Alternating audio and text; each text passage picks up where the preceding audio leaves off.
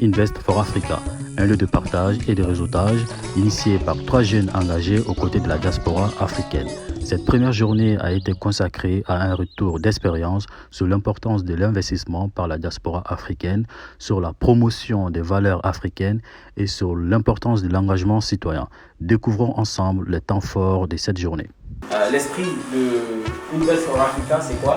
C'est tout simplement de pouvoir connecter déjà dans un premier temps les Africains. De pouvoir connecter les gens qui ont des initiatives, qui aiment l'Afrique, qui veulent faire changer les choses. Parce qu'on a beaucoup critiqué. Maintenant, il faut qu'on se mette à l'ouvrage. Et pour pouvoir travailler, il faut qu'on se connaisse. Il faut qu'on ait des liens. Et c'est ça l'objectif de Invest for Africa. Et on vous invite à ne pas partir aujourd'hui sans avoir pris au moins 5 numéros de téléphone d'un Africain qui est ici présent pour pouvoir garder le contact et puis éventuellement travailler ensemble à l'avenir. Ça, c'est un premier point.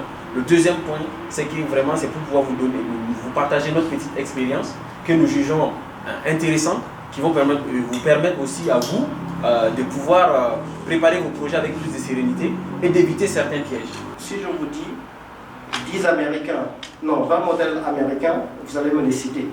Black.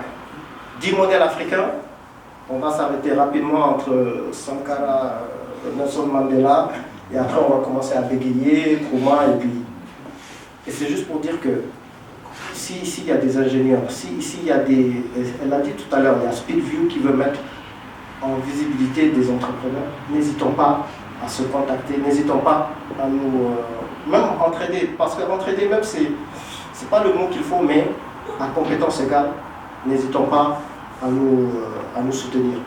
Et donc c'était le mot, ce sont les 3 conseils que j'ai l'habitude de donner.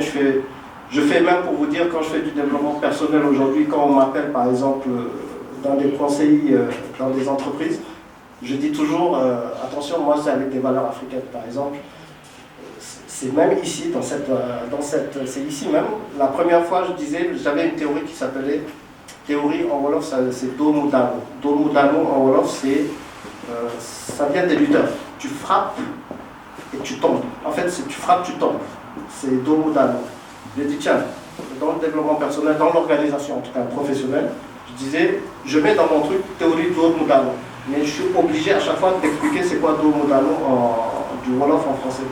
Et c'est ici que un Burkinabé qui m'avait dit, non, je crois que c'est Ali même, qui m'a dit, mais pourquoi pas Nku Kao? Ça veut dire la même chose et c'est africain.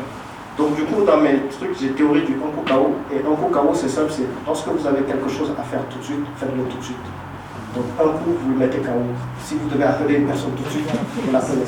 Et ce sont des valeurs comme ça, par exemple, je donne le baobab de votre vie. C'est dans quand je viens pour checker une personne, allez, le baobab de votre vie. Quand j'entends la personne dire, est-ce que mon baobab est intéressant pour vous? Moi, c'est le seul fait qu'ils disent baobab, ça me suffit pour être content. Et j'applique en fait des valeurs africaines. Et comme je dis, l'Afrique a ses valeurs. Le développement personnel américain ou anglo-saxon, il fonctionne. Moi, ça a marché pour moi en Irlande. Ça n'a pas forcément marché pour moi ici en France, parce que ce n'est pas la même culture. Et c'est pour vous dire, basez-vous sur votre culture parfois, et vous verrez que vous allez beaucoup plus loin.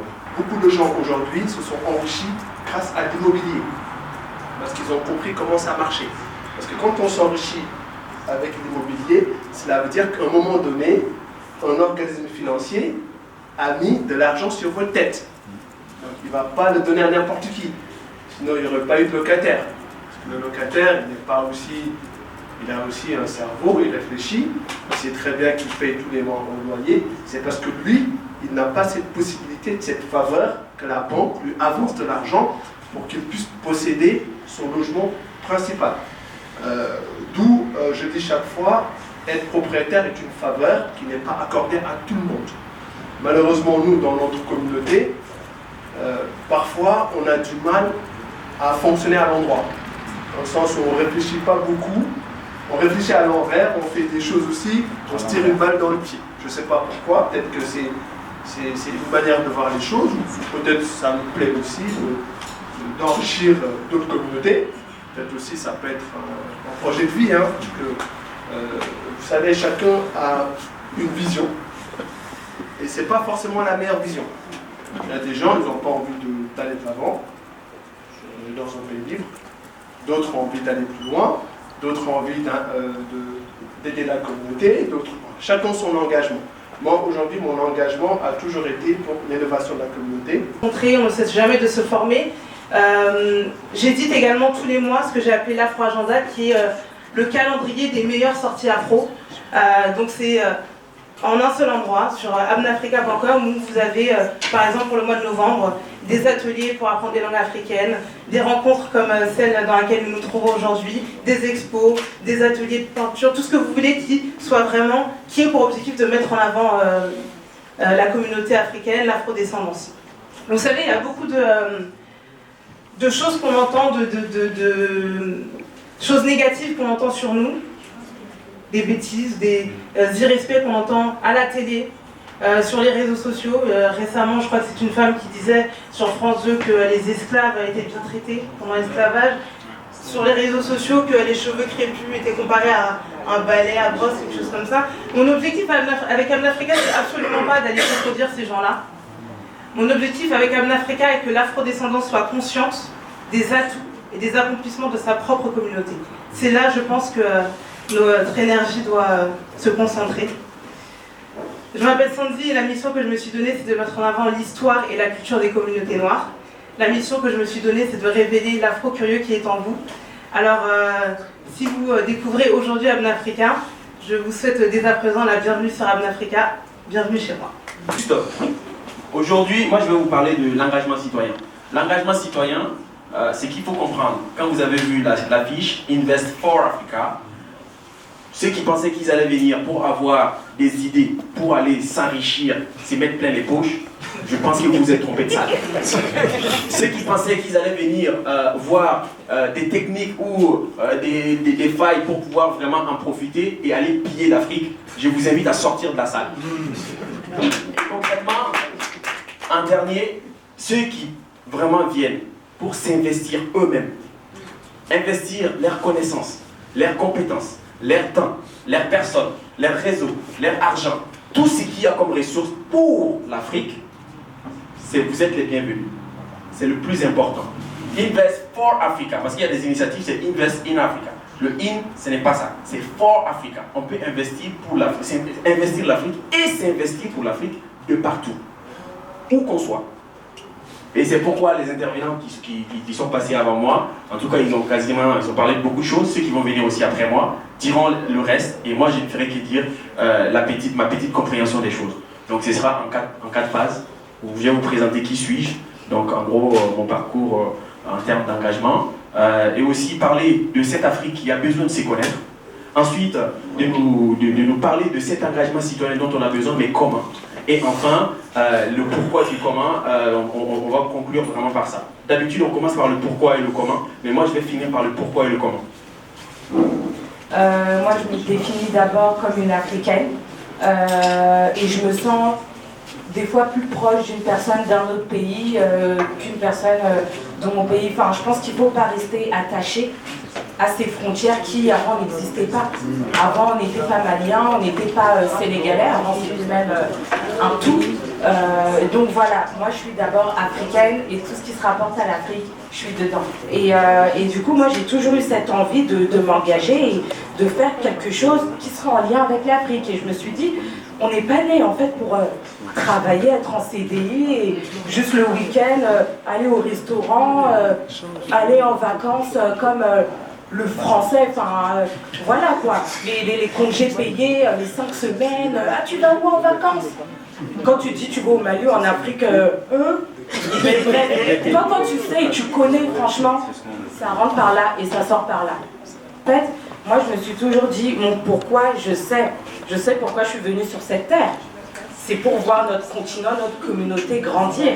Et surtout, réseauter, on doit vraiment réseauter entre nous. Et c'est pour ça que moi, ça me fait plaisir d'avoir ce genre d'événement, ce genre d'interaction entre nous.